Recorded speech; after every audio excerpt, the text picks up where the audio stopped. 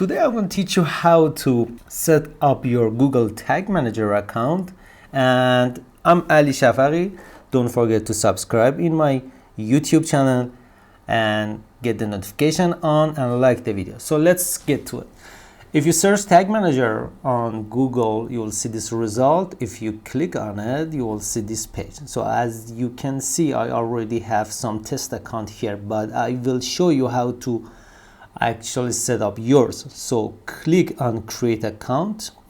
In Tag Manager, we have account and container. For each account, you can have multiple containers. So to show you, for example, let's call my account my websites, and I will set up this container for one of my websites, like this website. And be aware that you can name it whatever you want. It doesn't have to be a URL. So in the next step, depend on what you want to do in Tag Manager. You can choose if you have a website, your app, or if you want to do something on server side. So I have a website right here, so I will actually choose website. I will click on create. Let's close this. I will accept this, and yes.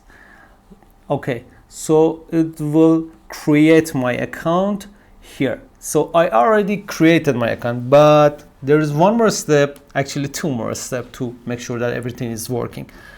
To get it working, to activate your Google Tag Manager, you have to put this script code on your head section. It means that if you, let's say, let me show you on my website. All right. Oh, I forgot to silence my phone. Okay, so if we take a look at the source here, view page source, after the HTML tag, you have the head tag here. So your tag manager should be right after it. It can be in your body, it can be even further down, but it's suggested to be right after the tag here, the head tag here. So if I search tag manager here, you will see that my tag manager code is here, but it could be much more upper anyway. All right, so that's what you should do too. So if you are using a website that is powered with WordPress, you can check out the template like the one I'm using here. If I check on it in the general section, I have actually access to header code, and then I pasted the code here and save changes and everything's done. But if you don't have access to your codes, there's one more thing that you can do, which is not really suggested. You can use this plugin right here, and this plugin will enable you to actually put the code wherever you want. So you can download it, activate it, and put your code in the head. And if you're not using a WordPress website, so you have to head back here. You have to copy this code here, give it to your developer, and ask them to paste this code right after the head section. So this is how you will activate Google Tag Manager. But after that, you want to make sure that it's activated. You have two ways to make sure that your Google Tag Manager is working. The first one is if you create your account like the one that I have here. I have a actually activated account here. If you go to preview, or also known as debug mode, if you click on it, all right, it's working. So you put your website address here, the one that you already activated, your tag manager, and click on connect.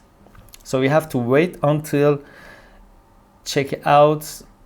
All right, so this is my website, and yep, tag assistant connected. So if we head back to the one that, yeah, it says connected, and you can see window loaded and everything's working. So there is a second method that you can check out whether your tag manager is working right now or not.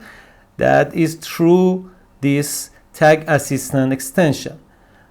So if you actually download and activate this extension, you will be able to check out whether your tag manager is activated or not. Let's check out how is it working.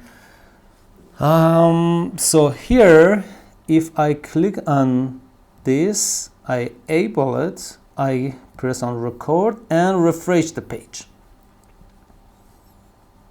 Okay, so it refreshed, and there you go. This is the Google Tag Manager, Google Analytics, and Google Optimize on this website. So this is how you can create your tag manager in the first step, activate it, and check out if the activation was successful and tag manager is working on your website. So please guys, subscribe to my YouTube channel, like the video. If you have any question, please comment below the video. I will answer it right over. Thank you for watching my video.